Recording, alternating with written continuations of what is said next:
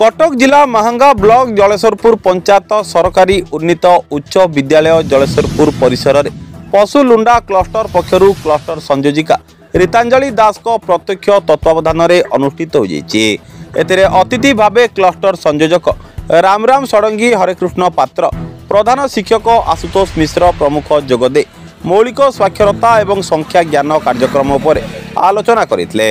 यह कार्यक्रम में 9टी विद्यालय 90 जन छात्र छात्री एवं 90 जन अभिभावक अभिभाविका माने उपस्थित थिले। यह कार्यक्रम में गाइड शिक्षक भावे गोवर्धन सामल ममता कुमारी बेउरा विजय कुमार साहू प्रदीप कुमार विश्वाल सुरेश चंद्र प्रधान एवं विद्याधर सेनापति दायित्व तुलाई।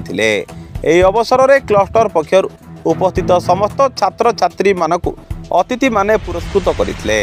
कटकरू रमेश साहू को रिपोर्ट सूर्यास्त न्यूज।